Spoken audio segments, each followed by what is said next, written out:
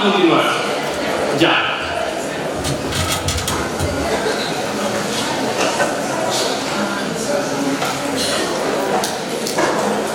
Me recuerdo, hace algunos años se me acercó un joven que me dijo: padre, a mí me gustaría ser catequista. Y yo le dije que bueno. Y le pregunté: ¿cómo así? Y me dijo: es que estoy aburrido, no tengo nada que hacer. Y no tengo nada que hacer y estoy aburrido, por lo menos voy a dar catequesis para servir para algo, ¿no? ¿Saben lo que yo le dije? Mira, primero encuentra algo que hacer y después van a ser catequista. ¿Por qué? Porque el catequista no es alguien que no tiene nada que hacer y ya voy a la iglesia a perder el tiempo, por lo menos en algo medio útil. Eso no es el catequista, y ustedes lo saben muy bien. Porque hace la mano al que le sobra el tiempo. Porque le sobra el tiempo, si le sobra, no tiene nada que hacer, le sobra el tiempo. No le sobra el tiempo. Muy bien, a mí tampoco. Y estamos aquí no porque nos sobre el tiempo, sino porque tenemos en el corazón ese llamado a anunciar a Cristo. Por eso somos catequistas. En esta segunda parte vamos a tratar de revisar las propuestas. Recuerden que estamos viendo las propuestas. En la primera parte hablamos de las propuestas en orden a la iglesia y en orden a la catequesis. Yo les di un material con el cual ustedes se fueron a trabajar y tienen que tener listas sus propuestas en orden a la iglesia y a la catequesis. Y ahora vamos a trabajar en los dos campos que nos quedan. En orden al catequizando, es decir, al que recibe la catequesis, y en orden al catequista. Veremos la primera parte de manera más breve, porque pienso que muchas cosas ya las dijimos. De hecho, seguiremos tomando el pasaje de los discípulos de Emaús un poco como paradigma para poder entender qué nos pide la iglesia con respecto al catequizando.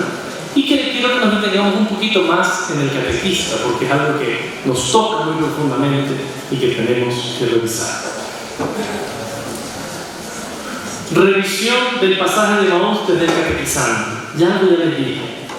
Se trata de dos discípulos de Jesús que en teoría habían caminado con él, lo habían escuchado en persona, sin embargo experimentan dificultades. Estas dificultades no son muy diferentes a las dificultades que encontramos en los catequizandos hoy. Estaban tristes, su fe no era capaz de iluminar lo que estaba pasando. Dice el número 125 y 126 en su documento. Por eso la catequesis debe ser dialogal, tomando en cuenta los nuevos areópagos, o sea, los nuevos lugares de encuentro y de diálogo. Así como los discípulos de Emaús, que estaban tristes y tenían un problema concreto, los catequizandos que llegan a su grupo de catequesis tienen problemas concretos, dificultades propias. Si ustedes, no sé si les pasa lo mismo que a mí, pero yo lo que he visto es que en la catequesis, cuando te llega alguien, todo está bien, todo está chévere, muchas gracias, qué bonito, padre, etc. Pero cuando comienzas a rascar un poquito, ¿cuáles son los primeros problemas que salen? Los problemas familiares.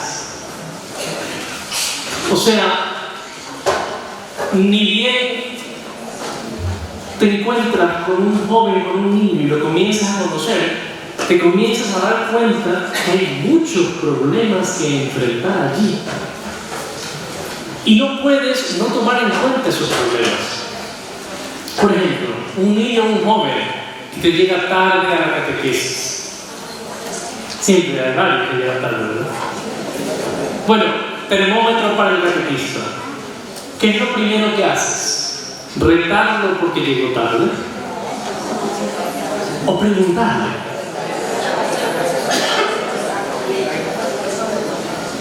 Heriberto, ¿por qué llegaste tarde? ¿Alguien se llama Heriberto? Heriberto, un aplauso para Heriberto. Ahí está. Heriberto, ¿por qué llegaste tarde? Él no llegó puntual.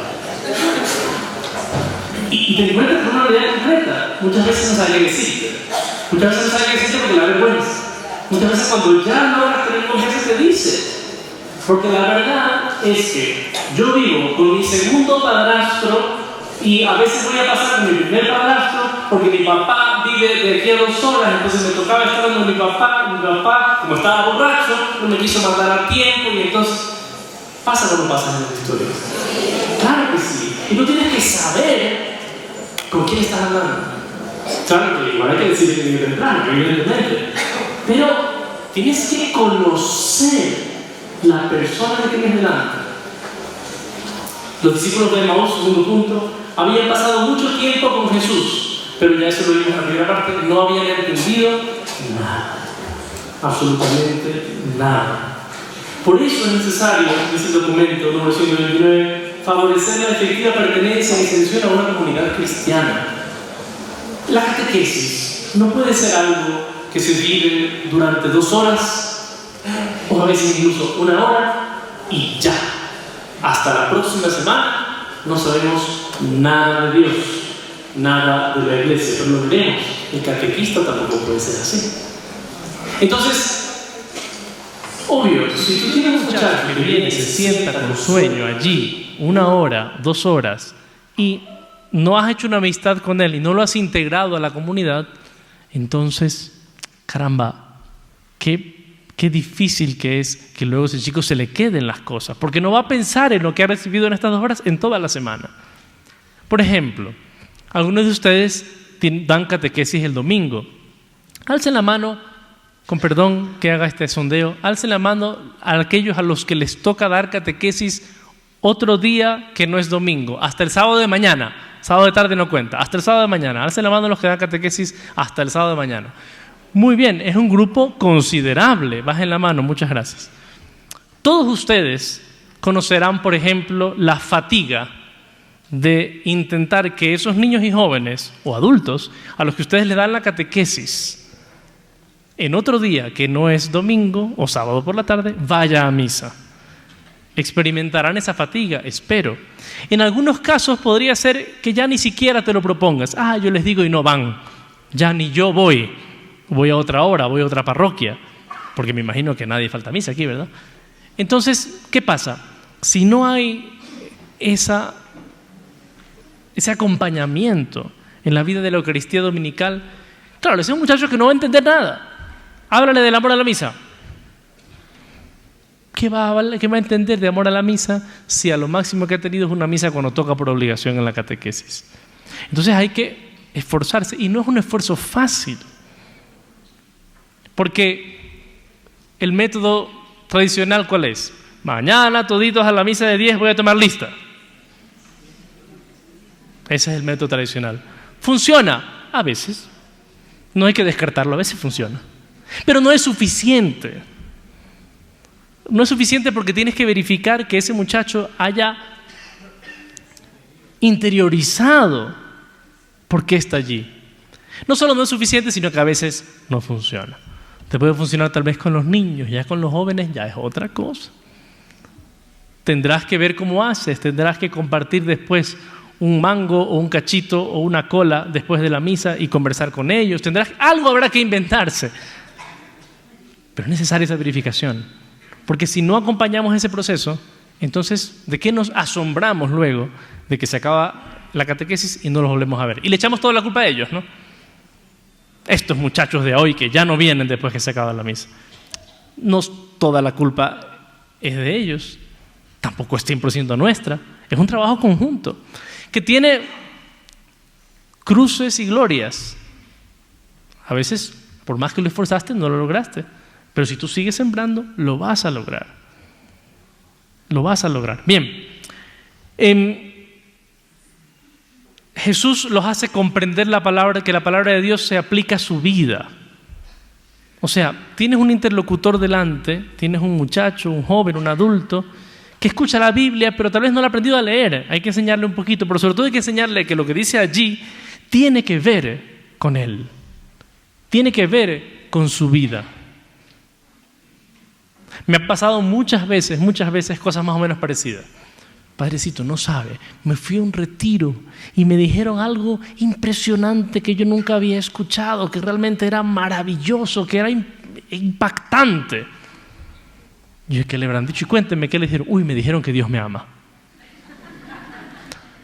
Y parece hasta superficial, pero no lo es, porque muchas veces esa verdad tan esencial del evangelio, del querigma, del primer anuncio, no ha sido dicha así, de manera personal.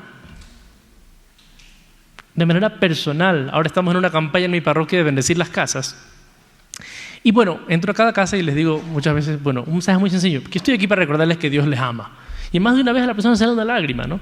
Porque claro, lo sabe, sí lo sabe, pero es importante renovarlo en primera persona. Bueno, entonces, repito, esa palabra de Dios, tratar de hacer que le conecte a Él.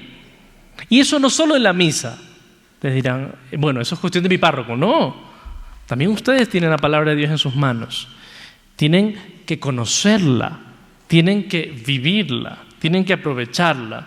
Aprovecho la cuña publicitaria, ¿verdad? Me han pedido que les recuerde. Yo como también trabajo en el ámbito de Biblia, en la conferencia episcopal, realmente ese es el ámbito en el que yo trabajo. La conferencia tiene varios esfuerzos para poder ayudarles a vivir mejor también la cercanía de la Biblia. Por ejemplo, ¿cuántos de ustedes saben que existe un subsidio gratuito para trabajar una lección divina de Cuaresma que ofrece la conferencia episcopal? Poquito, ve. Entonces, hay una lección divina de Cuaresma que con el mensaje que hace el Papa todos los años de la Cuaresma se ofrece gratis. Está en la página web de la conferencia, está en la página web de Magisterio y se la pueden bajar y la viven con sus catequistas. Tiene subsidios para conocer más la palabra de Dios. Me han pedido que les recuerde que esta es una Biblia que edita la conferencia episcopal. Es de muy buena calidad, es la Biblia de Jerusalén, pero en lenguaje latinoamericano. También para que ustedes se reúnan entre ustedes, subsidios de estudio de la Biblia, de la lección divina. Todos los años para la semana bíblica hay un subsidio de Biblia. Entonces, tenemos herramientas no solo para conocerlas nosotros mejor, sino también para vivir. Hay catequistas que son impresionantes. Yo he conocido casos de catequistas que dicen, padre, ya se acabó el grupo de confirmación, pero estos muchachos se quieren seguir reuniendo y cada 15 días nos vamos a reunir a estudiar la Biblia. Pues bendito sea Dios, ¿no? Bueno, como Jesús, también tenemos que dar un espacio a los adultos en nuestra catequesis. Y este es un tema que el documento que ustedes tienen en sus manos resalta mucho. Hemos descuidado a los adultos. Y no solo que hay muchos adultos que no han hecho sus sacramentos y por lo tanto necesitan una catequesis de iniciación cristiana. Hay muchos que los han hecho y son, como los discípulos de Emaús, no se enteraron de nada. Entonces hay que dar ofertas de catequesis para adultos, de auténtico catecumenado para quienes van a recibir los sacramentos por primera vez y de una iniciación cristiana, un nuevo catecumenado para los que ya han recibido esa formación supuestamente, pero ya no se acuerdan de nada. ¿Alguno de ustedes, cuando comenzó a ser catequista, no tenía más que aquella formación de la primera comunión? ¿Y de qué se acordaban? Porque ahora decimos nosotros, la gente no sabe, ¿no? Qué mal. Pero acuérdate, ¿verdad? Acuérdate cuando comenzaste la catequesis, tal vez sí, siempre estuviste metido, tal vez no, tal vez cuando comenzaste la catequesis no te acordabas de nada. Pues hay que ofrecer herramientas, porque tenemos un gran porcentaje del pueblo de Dios que ha recibido los sacramentos, que en teoría ha recibido la iniciación cristiana, pero no ha hecho una verdadera iniciación a la vida cristiana, o sea, no sabe vivir como cristiano. Les pongo un ejemplo así reciente. Me imagino que muchos fueron a misa el miércoles de ceniza. Y me imagino que se encontraron con muchas personas con las que nunca se encuentran. Vecino, ¿cómo así por aquí? Y uno escucha a veces respuestas como, es que tengo que venir a ponerme la ceniza porque jugué carnaval. Y si yo jugué carnaval, tengo que ponerme la ceniza. ¿Sí han escuchado eso, verdad? Bueno, yo muchas veces. Y cuando escuchas algo así, tienes dos opciones. Sentirte superior y decir, en tu corazón, ¿no? Ignorante, no sabes nada. O pensar, esta es mi oportunidad. Le puedo hablar, lo puedo motivar, lo puedo invitar, la puedo llamar al grupo de formación. Y así tener la oportunidad. Porque tenemos que salir un poco del esquema de que los catequizandos son los niños y jóvenes que vienen a tocar la puerta y decir, disculpe, ¿dónde se inscribe uno para la catequesis? Por supuesto que esos son catequizandos y hay que prestarles mucha atención porque son los que ya vienen. Bendito sea Dios que los tenemos. Bendito sea Dios que los tenemos. Entonces hay que aprovecharlos, tratarlos bien, quererlos y enseñarles. Pero no son los únicos catequizandos. Si la catequesis enseña la vida cristiana, todos somos sujetos de catequesis. Todos tenemos que recibir una y otra vez catequesis. Entonces es muy importante eso, y es muy importante encontrar personas a las que puedo darle catequesis, tal vez no en un esquema académico. A veces tú puedes dar una catequesis mientras te tomas una cola con alguien y explicarle 2 o 3 cosas. Aprovecha como apóstol, y eso vamos a hablar, esas oportunidades. Bien. A ver,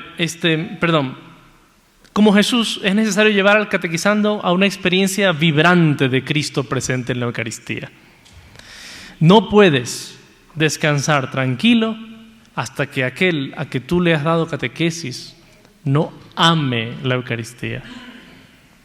No ame la Eucaristía. A veces, no, puede ser, ¿no? Hace poco fueron las comuniones para algunos de ustedes, para otros serán en algunos meses. Son las primeras comuniones, te tomas la foto, la subes por supuesto a Facebook, ¿no? Y pones ahí, finalmente, la meta cumplida. Esa es la meta cumplida. Tienes que ver que amen la Eucaristía. A los 2 de Emaús, imagínate la escena de los 2 de Emaús, ¿no? Estaban ahí con Jesús, partió el pan, se les abrieron los ojos, lo reconocieron y luego se quedaron a solas con el pan. ¿Qué ojos habrán puesto? ¿Qué habrá si ya con la palabra les ardía el corazón? ¿Cómo habrá sido con la Eucaristía? Pero bueno, para eso ya hablaremos de eso, tienes que ser tú el primer enamorado de la Eucaristía, para poder enamorar a otros de la misa. Bueno, muy bien. Los discípulos, los de Emaús, pasan del ardor del corazón por la palabra al reconocer al Señor en la fracción del pan, para luego correr a anunciarlo.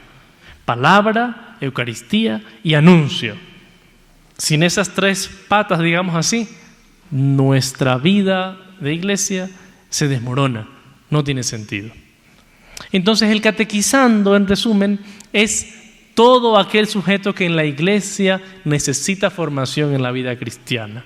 O sea, yo y ustedes. Tenemos un espacio privilegiado en aquellos que vienen para una catequesis a nuestras comunidades. Pero tenemos que recordar que hay otros a los que tenemos que ir a buscar. Hemos hablado de iglesia en salida, de iglesia misionera, y ya me imagino cómo habrán estado esos grupos. Siempre que hablamos de eso, pensamos en los demás.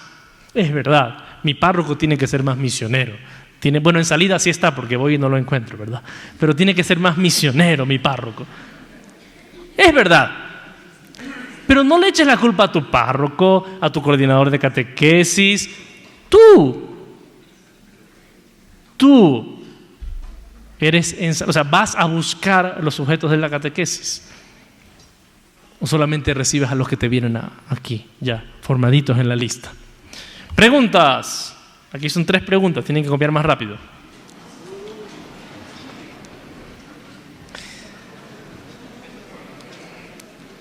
Preguntas para el trabajo en grupo.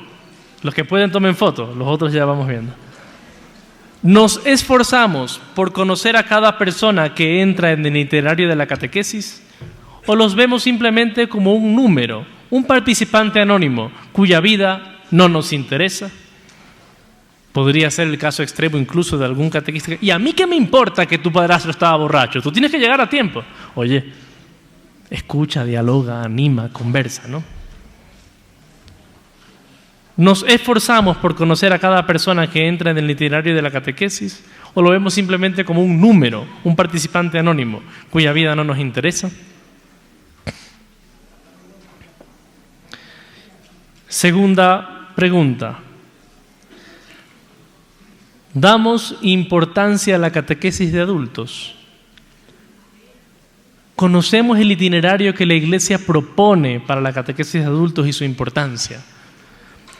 La catequesis de adultos tiene un propio itinerario, el rito de iniciación cristiana de los adultos, RICA por sus siglas. Es bueno para todo catequista conocerlo y leerlo. ¿Por qué? Porque nos trae algunos elementos que todos podemos conocer mejor e incorporar en nuestra catequesis.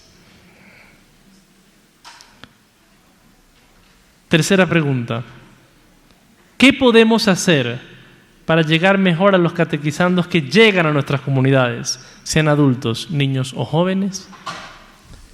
No hay que inventarse cosas así que bestia, que no. Es simplemente qué iniciativas que están a nuestro alcance podemos hacer, de qué modo los podemos tratar, qué les podemos ofrecer para poder vivir mejor, llegar mejor a ellos que quieren vivir un itinerario de catequesis. Bien, ¿están listos? ¿Casi listos?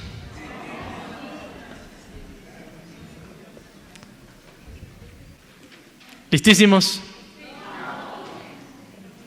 10, 9, 8, 7, 6, 5, 4, 3, 2, ¡nos fuimos! A ver. Santa María de la Esperanza, mantén el ritmo de nuestra espera, mantén el ritmo de nuestra espera. Ya, como que están dormidos, vamos a intentarlo otra vez, que es justamente para despertarlos, un poquito más bajo para que canten también todas las damas, que tal vez no alcanzan esto. Vamos. Santa María, no se oye, de la esperanza, mantén el ritmo de nuestra espera, mantén el ritmo de nuestra espera. Bien, ahora vamos a lo bueno, porque ya hemos hablado de la iglesia, de la catequesis, del catequizando. ¿De quién falta hablar? Del catequista. Y ahora se pone buena la cosa. Para hablar del catequista hemos invitado al buen San Pablo. San Pablo. Ahí tienen un mosaico del padre Rupnik de San Pablo, que es bonito. ¿Qué tiene ese mosaico de interesante? ¿Qué tiene San Pablo? Tiene un libro que indica sus cartas y un que indica que... ¿Para qué es el bastón? Alguien dice para pegar. No, no es para pegarle a nadie el bastón. El bastón es el signo del peregrino. O sea que Pablo caminó y caminó y caminó y caminó y caminó. No se acomodó, sino que fue misionero, recorrió. Bien, entonces vamos a tomar prestadas algunas ideas de San Pablo para revisar cómo está mi vida de catequista. Vamos a ver algunas citas bíblicas que a mí me gustan mucho y que pienso que nos pueden ayudar. San Pablo describe su actividad como misionero de Cristo en este espléndido texto. Es un texto que conocemos poco y que es hermoso. 2 Corintios 4:6. Porque el mismo Dios que mandó del seno de las tinieblas brille la luz, hizo brillar la luz en nuestros corazones para que irradien el conocimiento de la gloria de Dios que está en el rostro de Cristo. A ver, ¿por qué ese texto refleja nuestra labor de catequistas? Es hermoso. Si se fijan, el texto tiene 3 partes. Dios. ¿Quién es el actor principal de toda catequesis? Dios. Y Dios es un Dios poderoso. ¿Cómo comienza la Escritura? Génesis 1:3. Dijo Dios, haya luz, y hubo luz. Entonces, ese Dios poderoso, capaz de crear con su palabra omnipotente, atención, dijo la palabra. ¿Quién es la palabra? ¿Quién es la palabra? El Hijo eterno, que luego se hace hombre, se hace Cristo. Porque el mismo Dios que dijo, del seno de las tinieblas brille la luz, con ese poder, ese Dios poderoso, ¿qué hizo en primer lugar? Hizo brillar su luz, ¿dónde? En nuestros corazones. Entonces, ¿quién es el catequista? Es aquel que, en primer lugar, ha recibido la acción de Dios en su corazón, de ese Dios poderoso. No es una casualidad que Pablo, al decir esto, lo explique hablando de cómo del poder de Dios de sacar de las tinieblas la luz. Porque nos invita a nosotros a pensar. También nuestro mundo parece a veces que está en medio de las tinieblas, ¿verdad? También nuestro corazón muchas veces. Y el mismo Dios que fue capaz de sacar de las tinieblas la luz, hizo brillar la luz en nuestros corazones. O sea, el corazón de un catequista es un corazón iluminado por Cristo resucitado. Y por lo tanto, es un corazón en el que Cristo reina. ¿Y para qué Dios hizo brillar la luz en nuestros corazones? Continúa, para que irradien el conocimiento de la gloria de Dios que está en el rostro de Cristo. O sea que el catequista, ¿qué hace? Con el corazón iluminado irradia el rostro de Cristo, rostro brillante, poderoso. Es hermoso este texto. Ese es el resumen de su misión. Dios Todopoderoso hace brillar la luz en mi corazón y yo la irradio. Si falta uno de esos componentes, no soy catequista. Si me levanto un día y voy a hablar ahí 1 hora sin haber hablado con el Señor, no soy catequista. Ustedes se acuerdan, ¿no?, de Juan Pablo I, Papa Albino Luciani, un gran catequista. Él, como era un gran catequista, tenía ciertas frases así, bien interesantes. Una, me olvidé decirlas hace un momento, antes de hablar, o sea, para dar catecismo a Pepito, ¿qué hay que conocer primero, el catecismo o Pepito? Y él decía, Pepito, pero también hay que conocer el catecismo. Y aquí decía Juan Pablo I, una frase que hemos escuchado mucho, pero que vale la pena recordar: antes de hablar a los niños de Dios, hay que hablar a Dios de los niños, o a los jóvenes, o a los adultos. Entonces, yo tengo que estar con mi corazón sintonizado con Cristo, si no, no irradio nada. Ahí están las tres partes que les dije, ¿no? Los tres momentos de la catequesis. Dios, que tiene un enorme poder creador, ha hecho brillar la luz de las tinieblas. Él mismo hizo brillar la luz en nuestros corazones para irradiar a otros el rostro de Cristo. Perdón, que me falta una cosa aquí. A ver, segundo texto en el que vamos a meditar para reflexionar sobre nuestro ser de catequistas. A veces ocurre que te encuentras con alguien que te dice: hola, buenas, yo desde hace 30 años soy catequista. Soy el catequista más antiguo de mi parroquia. Soy el más importante, el más conocido. Todos saben quién es don Plutarco en la parroquia porque saben que yo soy el catequista de mayor respeto aquí. Llama la atención, ¿verdad? Porque parece que hay mucho yo. Parece que ser catequista fuera una especie de privilegio. Si tú crees que ser catequista te hace mejor que los demás, pues te equivocas. ¿Se recuerdan cuando a la Madre Teresa le dieron el premio Nobel? ¿Qué dijo la Madre Teresa? Yo no sé por qué me dan tanta cosa. Yo solo soy una mujer que reza. O me recuerdo tanto al Papa Benedicto cuando recién lo nombraron Papa. ¿Cómo se definió él? Un humilde trabajador de la viña del Señor.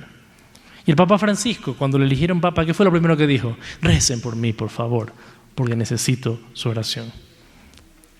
Y tú no te vas a prestar, yo soy el catequista estrella de esta parroquia. Aquí hasta el párroco me pregunta qué hay que hacer. Entonces no has comprendido, ¿verdad? No has comprendido esta frase de Pablo: ay de mí si no evangelizo. No es un privilegio, porque si evangelizo no es para mí un motivo de gloria, pues es un deber que me incumbe. Ay de mí si no evangelizara. Un buen termómetro para el catequista. ¿Te sientes más que los demás porque evangelizas? No has entendido nada. Cristo murió por ti en la cruz, te salvó, resucitó, te da la vida. Para ti esto es un deber. Es verdad que es un deber que no todos oyen, pero es un deber.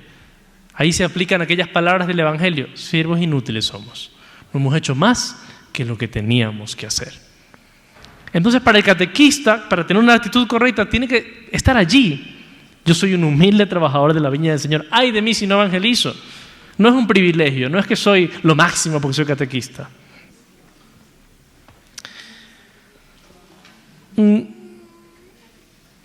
Pablo, otro tema importantísimo para comprender mi ser de catequista, Pablo, habiendo fundado la mayor cantidad de comunidades cristianas en la primera era del cristianismo, no deja de tener siempre una referencia a la iglesia.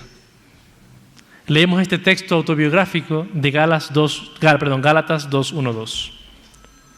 Luego, 14 años después, subí otra vez a Jerusalén con Bernabé, llevando conmigo también a Tito.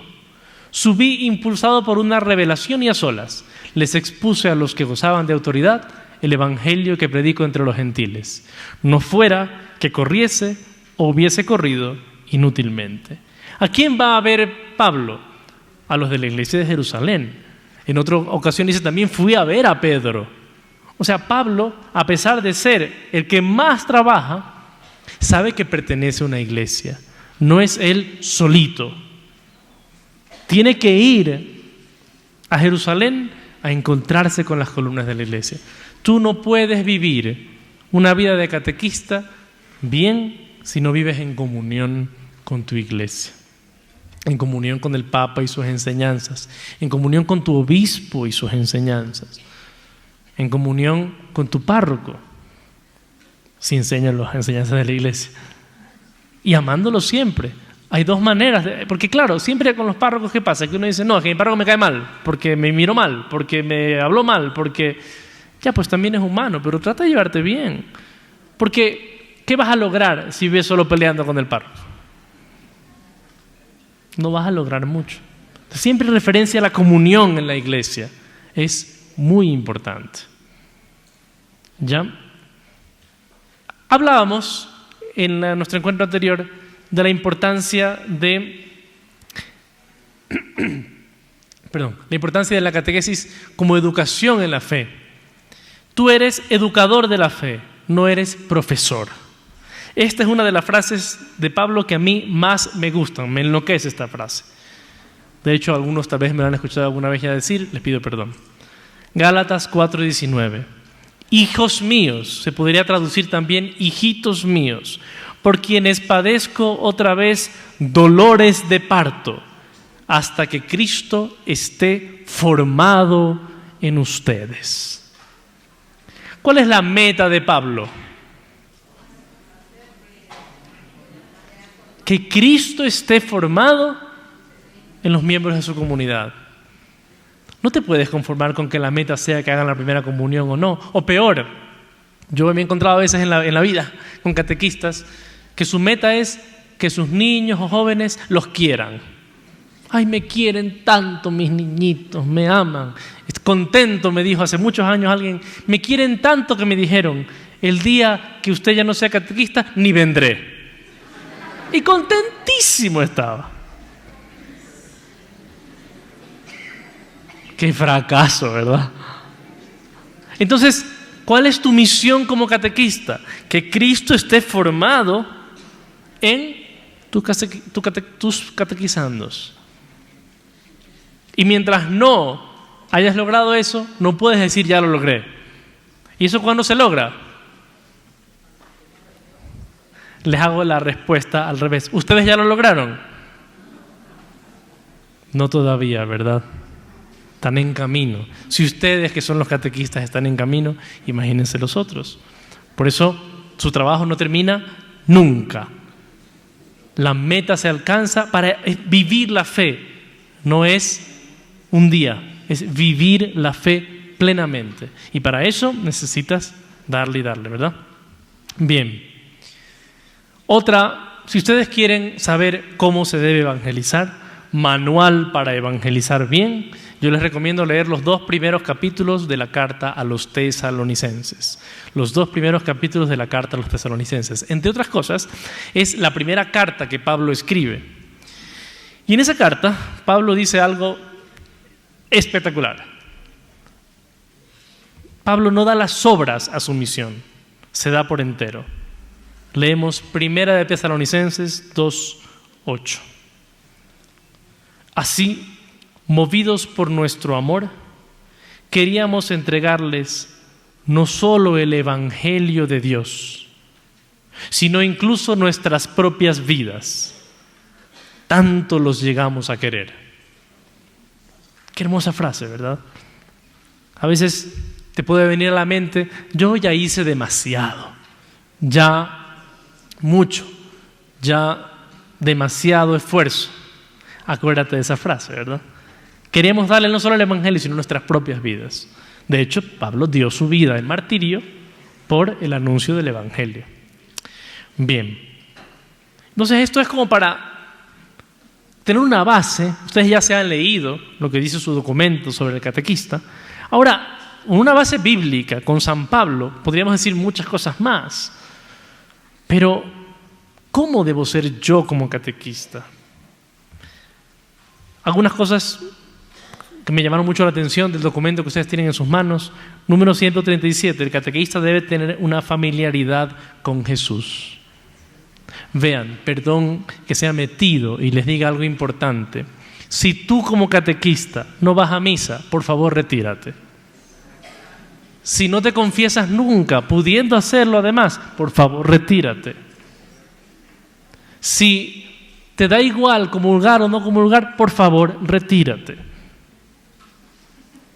Si nunca rezas, nunca oras, por lo menos comienza a pensar en esta cuaresma, Señor, permíteme convertirme o ayúdame a retirarme.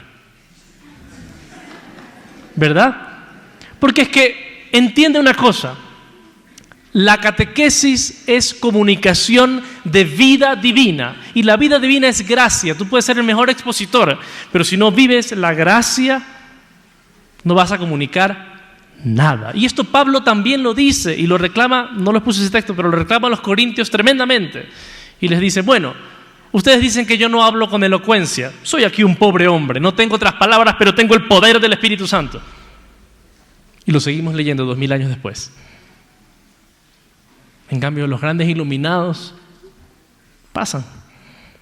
Entonces, queridos amigos, familiaridad con Jesús.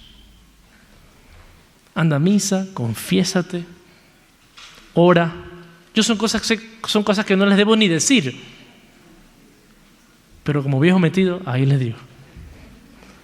El catequista debe ser testimonio, número 138. ¿Qué significa ser testimonio? Que nunca se equivoca. No, ciertamente, que la lucha, ¿verdad? Y que incluso cuando se equivoca, tiene el valor de decir, me equivoqué.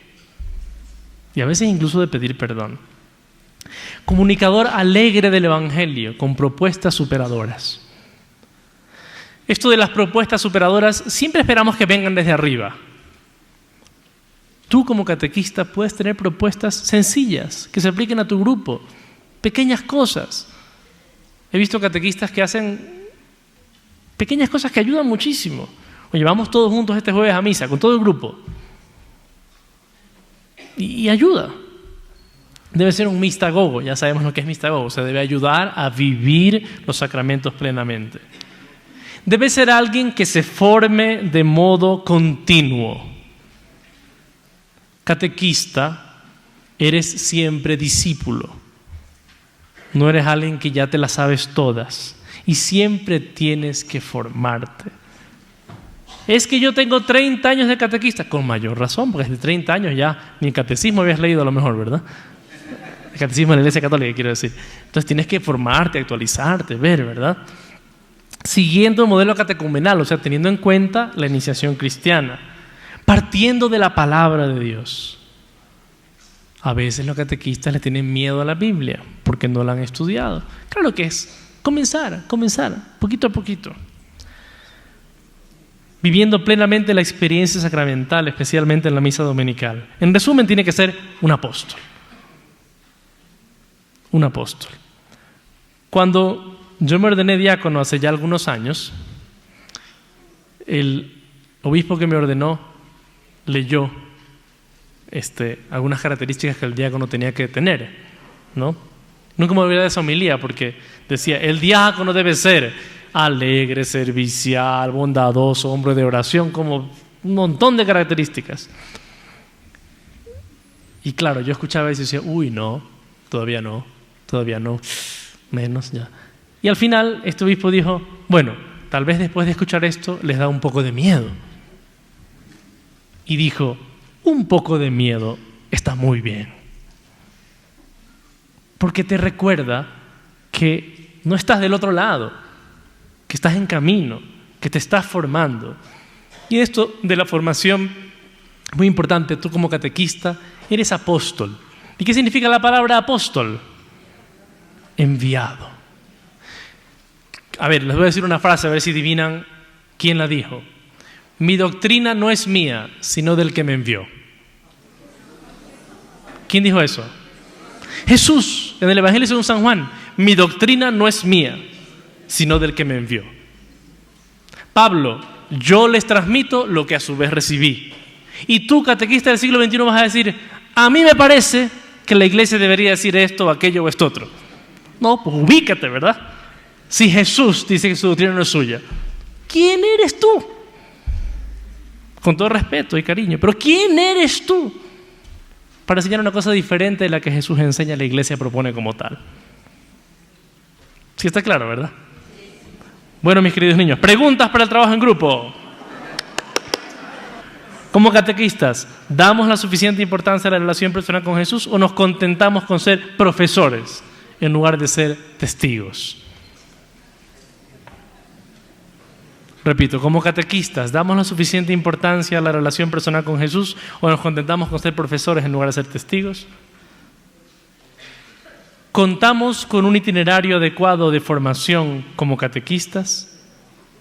¿Conocemos la palabra de Dios y la sabemos exponer? Mejor tomen foto porque está largo.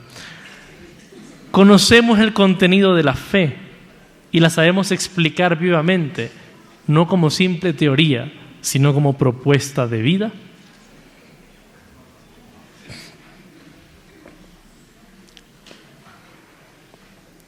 La tercera pregunta me gusta mucho. En lugar de quejarme,